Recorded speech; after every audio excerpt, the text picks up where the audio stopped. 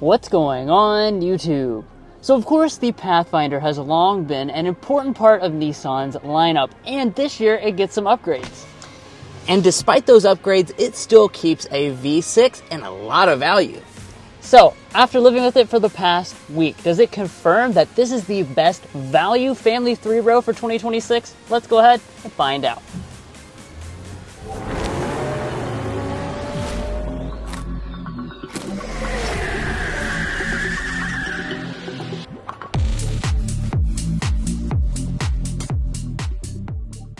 Let's jump right in under the hood with a quick spec dump. That's one of the things that actually bakes in a lot of value with this Pathfinder because it retains a 3.5 liter naturally aspirated V6 engine with 295 horsepower on this model. It's paired to a 9-speed automatic transmission, and with 4-wheel drive, the combined fuel economy is 21 mpg. Now the base price of the Pathfinder is $37,500, and you can also get some pretty healthy discounts. If you're looking to buy one or any vehicle, we'd encourage you to go to carconfections.com/newcarquotes to get the best price. But we need to go ahead and check out the exterior, the refreshed interior, and then we'll take it out for a spin. Now, like I mentioned at the beginning, this model was refreshed for 2026, and one of the big places Nissan spent most of their attention basically was up here in the front. Overall, they kind of toughened up the Pathfinder a little bit more, especially if you're looking at the Rock Creek, which is what we have today. This is the more off-road focused trim level in the lineup. It gives you some special details such as these grille inserts. You have the red accented badging as well as the accents down there at the bottom. Rock Creek also comes with an extra 0.6 inches of ground clearance, so not a ton, but that does take you up to 7.7 inches. Now, taking a look at the headlights, we have standard reflector LEDs across the entire lineup. These are not super impressive overall in terms of the performance at nighttime. Also, you're probably noticing that we have incandescent turn signals. That's something Mason and I certainly would have liked to see improved for the 2026 refresh. Finally, though, we also have LED fog lights on this model. And as we move around to the back, you'll see that they didn't really change as much for 2026 back here. Yeah, that's for sure. But we do have a pretty nice overall design with a spoiler right here, a rear window wiper. And then for the Rock Creek, all of our Pathfinder branding is going to be blacked out. I like that overall design. And let's take a look at our taillights. So our taillights are going to be partially LED. So we have the LED brake light, incandescent turn signal, and incandescent reverse light. I really wish they had at least updated that to be fully LED to give you that more modern design this year. Now, as we drop down to the lower fascia, it's pretty aggressive. We do have a tow hitch, and that's to tow 6,000 pounds, which is very good for this segment. Next up, we have the wheels, where you have 18-inch alloys as standard equipment on all but the top end platinum with a 20-inch alloy. Again, the Rock Creek has the special design. It's, of course, trying to emphasize that overall ruggedness with the look of it. And we actually have all-terrain tires here, which add to the actual capability of the vehicle itself. Now you have a little bit of cladding around the wheel arches there, black finish up here on our mirrors, blind spot monitoring standard on every single Pathfinder. If you want features like power folding, though, you will need to go to the top of the lineup. Now let's talk about overall vehicle length. This comes in at about 198.8 inches. The other versions are about an inch shorter, and when it comes to design, you have blacked out window surrounds, and you also notice that we have the blacked out roof. I really am a big fan of that here in the Pathfinder because the vast majority of options don't give you the option of a two-tone roof, and I think it looks really good, especially if you pair it with this new for 2026 Baltic teal paint color. Now, of course, we also have the crossbars installed on top for the Rock Creek, and let's talk safety. Unfortunately, Nissan hasn't really updated this either, so you do get all of your safety systems, but you have to go for at least the SV trim and up to get all of your active safety features. But guys, there's a lot to talk about when it comes to the interior upgrades, but first, if you're new here, we're brothers, and we've been reviewing cars since we were 12 and 16. We started young, and since then, we've reviewed over 2,000 cars at every price point. No matter what you're looking for, from our long-term vehicle videos to our side-by-side comparisons, we'd love for you to subscribe to be a part of our Car Confections family. Let's learn a lot and have some fun with all the latest cars. Now on to the inside. First, here's our Nissan key fob. It's got the latest design. Smart entry is standard on all trims. Remote start is standard on all but the base model. That means to get inside, just press this button right here. That will unlock the door. There is not a sensor behind the door handle. And then let's peek inside the cabin. Just like with the exterior, it's not a huge change in terms of the overall look, but there's a lot of details that they tweak to improve the overall experience. Let's talk about the seats first of all. You begin with a cloth seat. The Rock Creek we're looking at today comes with a leatherette trim seat and a cloth in the middle. So you can see we've got this darkened cloth through there, leatherette on the outside edges, special Rock Creek branding. Again, you've got that orange stitching all throughout the interior matching with the outside. Now, if you choose anything but the base model, you will get a power adjusting seat, but memory seats are reserved for just the top trim. Let's go ahead and climb inside. Now let's assess the overall material quality, and here I think you'll be pleasantly surprised with what you get. So over here on the door trim, Nissan has really finished the entire thing where you might touch with a leatherette. That includes the armrest with kind of a more rugged texture, and then the top part with a stitching detail. As you move to the upper dash, it's all a soft touch plastic. More generous use of leatherette all through here with the stitching details. And then as we move to the center tunnel, this is all going to be covered in the leatherette with a little bit of piano black, but not too much. Overall, everything in here does feel really nice and solid. It's a good cabin for the segment. Now we'll fire it up with the push button start.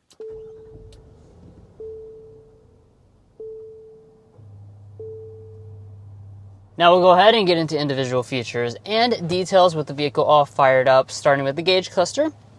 You can see this is kind of the traditional Nissan gauge cluster they've been using for a number of years with the 7-inch multi-function display there in the middle and the analog gauges. One of the things that's updated for 2026 though is that both the SL and the Platinum trim will get a full digital cluster, but the Rock Creek just comes with the old school setup. Same goes for the head-up display. That's going to be on just the Platinum trim. But as we move back to the steering wheel, we have an updated design. It's got the squared off airbag cover and the updated logo. It's power tilt and telescoping on your upper end examples, manual tilt and telescoping. On the lower end examples, we have the optional steering wheel heating on this Rock Creek. Now we'll turn over here to our center console and we'll open that up. And inside of here, you're going to see a lot of donuts. 17 donuts to be exact are loaded inside of there. That is a pretty good performance for a 3-row, although not the biggest in the segment, which can hold up to 24 donuts. Now you've got your 2 cup holders right there. You have a little spot right there. We also have a very large center pass-through with lots of space, and you have the storage shelf for the passenger as well. And then I've got one more storage bin that I saved for last here, and that is the updated wireless phone charging pad. So this is on your middle trims and your top trims. And it now is a Qi 2 wireless phone charging pad. So what that means is the fact that this is magnetic. So if you have a phone with MagSafe, it will kind of clip on there and charge at 15 watts. However, one thing that we learned living with this Pathfinder is the fact that what happens if you don't have MagSafe? Well, it means it's unusable actually. So for instance, I have a Galaxy S24, not a really old phone or anything like that, but there's only one Android phone actually in the entire market that even supports this type of setup, and it's not this. So if you see, you can't use it at all. Also, if you have too thick of a case, Mason and Josh's iPhones do not work with this. So actually all 3 of us could not use this phone charging pad this week. So it's certainly something to keep in mind if you don't have that specific type of iPhone that does support that system. Now, moving on from that, we've got our shifter here, small electronic style design. Pull back for drive. You can manual shift with paddles right there. When you go into reverse, Rock Creek marks the beginning of the lineup where you get the 360-degree camera system. Pretty decent resolution. You've got active trajectory as well as that overhead view. Press the P there for park. Back behind the shifter, you have your electronic parking brake with your brake hold. There's your button to turn on and off your auto start stop. And then you have your prominent drive mode controller with several different functions. You also have nice knobs for things like the climate control. So Pathfinder comes standard with 3 zones of climate, meaning you can adjust the back climate even from the front as well. And you, again, have those big knobs and full physical controls for all the important functions. Furthermore, you have heated seats on the vast majority of trim levels. Ventilated seats, though, are on your upper end versions only. Now, right above the climate controls, you have a prominent volume knob. It's going to control a 6-speaker sound system on all trims except for the Platinum, which is the only one that comes standard with the 13-speaker Bose sound system. But since we're in the Rock Creek, let's hear the standard system.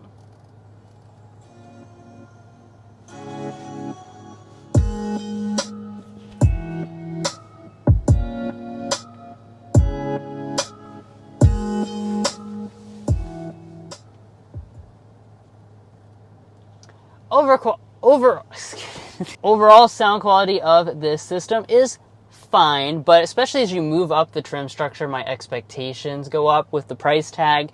And once you get to this price, it's not too good for about $50,000. Now, let's take a look at our main infotainment system. This is a big tech improvement for 2026 because Nissan gives you now a 12.3-inch display and it's standard on all trim levels. This has their newer software, so it's a lot more responsive as well. And you have wireless Android Auto and Apple CarPlay now on all trim levels, which is new. Now, another update is that you can have Google Apps built in, not on this trim level, but you can have things like Google Maps natively inside of the system itself. Up top, we have a manual dimming mirror. Of course, an auto dimming mirror is an available feature. And we have optioned on the panoramic sunroof. This is standard on just the Platinum, but on this Rock Creek, as well as many of the lower trim levels, you can get a premium package, which will include this popular feature.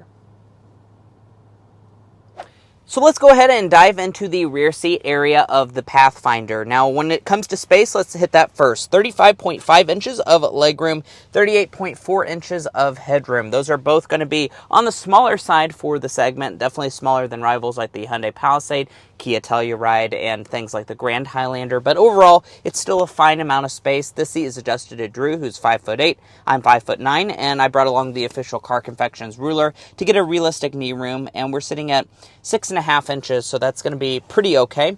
And we also do have room for my feet to slide up underneath of the seats. Now, speaking of the seats, we have the captain's chairs on board. Those are going to be optional on Rock Creek trims and above. That means your overall seating capacity is going to be 7-passenger, or you can get 8-passenger if you choose the bench seating here in the second row. Now, this captain's chair does slide forward and back a pretty good distance, and it also reclines a pretty good distance as well to really maximize your comfort. When you select this, you can also get the removable console here with 2 cup holders inside and some extra storage, so I really do like that. Now, as far as other features, our climate controls are going to be located right here. Platinum would give you heated back seats. It's not offered here on the Rock Creek. And then down below, you have your 2 USB ports. On the door trim, we do have a hard touch upper part, so I'm a little disappointed by that. No sunshades and no soft touch materials here for the Rock Creek. However, we do have a padded armrest, 2 cup holders in front of that, and a lot of storage down below. Now let's go ahead and check out the third row. In order to do that, we just press this button right here. That is actually going to tilt and allow the seat to slide out of the way. This is a really good method if you have a car seat installed, and as a new father, I do certainly appreciate that. Some of the rivals do not give you that folding mechanism. And let's go ahead and hop back here into the third row, where we're sitting at about 28 inches of legroom and 38 inches of headroom. So those are going to be smaller for this segment when it comes to space, that's for sure. As you can see, clearly demonstrated, at 5'9", I don't have any additional knee room with the seat slid all the way back. Now, you could move it forward a little bit. The headroom's going to be perfectly fine, but really the thing that I dislike the most is the fact that the thigh support is really lacking here in the third row. A lot of the rivals are going to give you much better thigh support than this. Now, you can kind of reach back here and recline the seat a little bit. That certainly improves your overall experience. There are 3 seats back here. You have 2 cup holders, and you are missing USB ports unless you go for an SL or Platinum grade.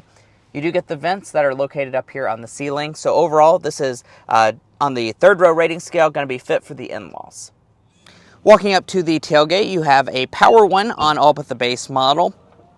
And let's discuss overall cargo capacity.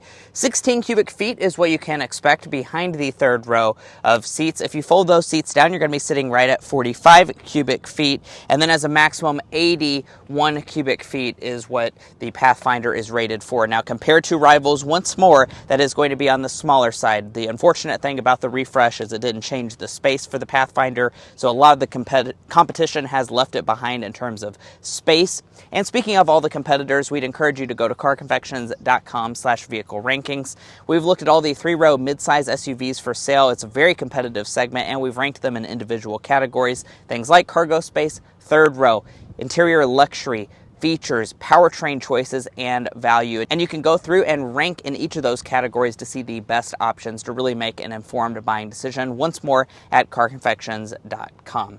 Now, here in the third row area, we have a 60-40 split fold third row. It's not going to be power, and you do have to kind of fold down the headrest by pulling on that.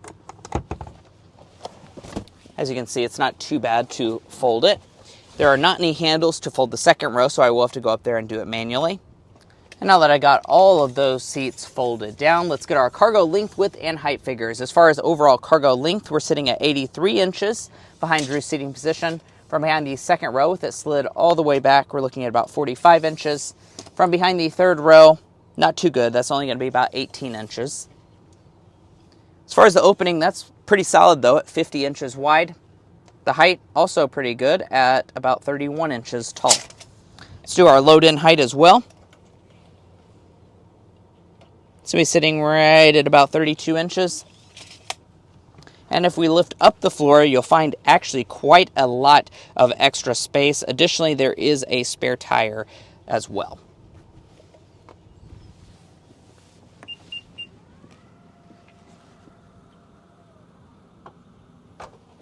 Well, guys, here we are behind the wheel of the 2026 Nissan Pathfinder. In this test drive, we'll be discussing quite a lot, as you can see on the screen right now. But first, we need to start with a hard acceleration.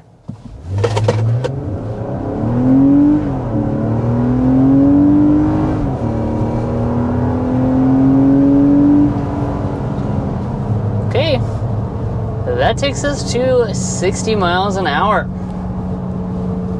So pretty nice acceleration for sure with this naturally aspirated 3.5 liter V6 engine. So this is, you know, the VQ series that Nissan's used for a long time, and a lot of people thought it was a goner.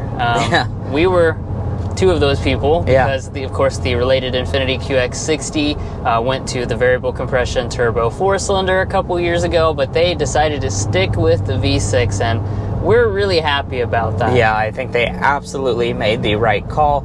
You know, living with this car for the past week, I honestly have to say I think that's my favorite thing about this Pathfinder, hands down, is just this powertrain. It's smooth, it's refined, it delivers quite a lot of power.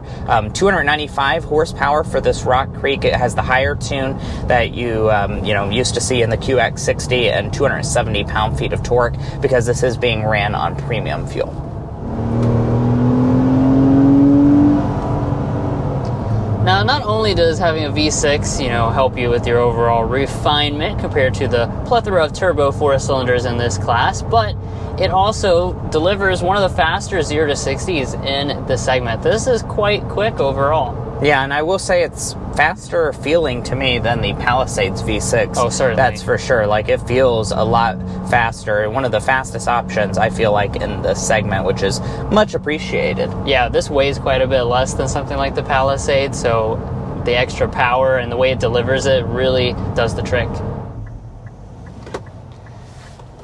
That was our auto start stop system activated.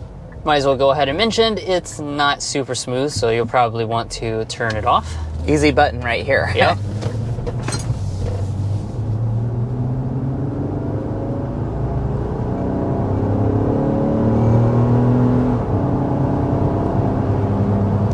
Now, one thing that is fairly smooth is the 9-speed automatic transmission. I say fairly smooth because it's not perfection. It does have its moments where it gets a little confused, as well as just like when you go from drive to reverse, sometimes you feel a little jerk.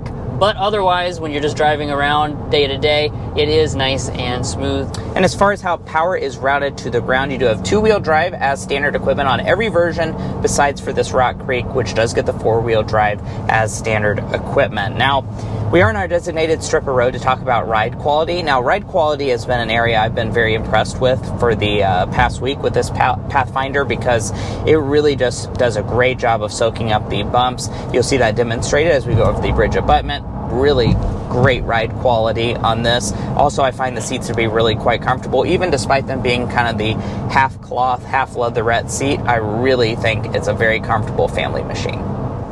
All right, so we are going to speed up to 55 miles per hour so we can get our sound level reading. Rear climate is off, and we have it on fan speed 1.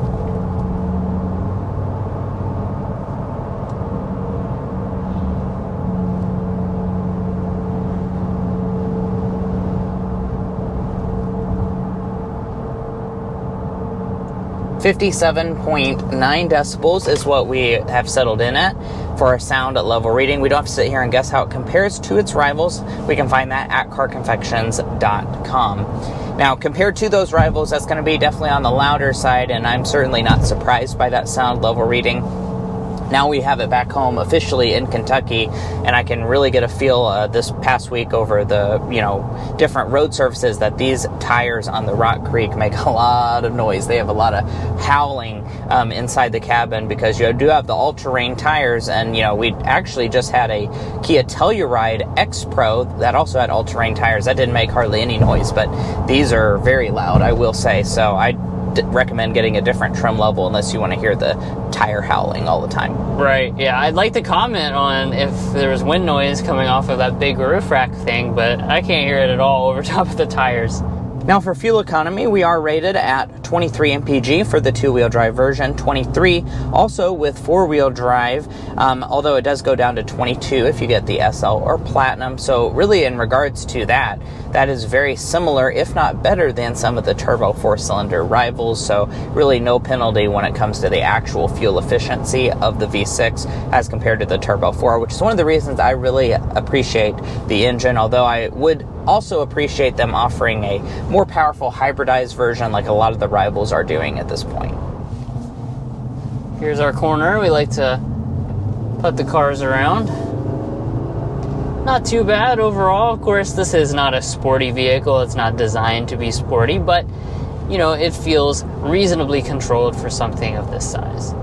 Yeah, and as far as our real-world fuel economy, you can see that on the screen right now, what we experienced this week. It's not going to be super impressive, that's for sure, and a lot of the hybridized rivals would, be a lot better fuel economy-wise. But let's go ahead and go into our Slam Dunk and Airball, our favorite and least favorite element. Drew, why don't you kick us off with the Slam Dunk?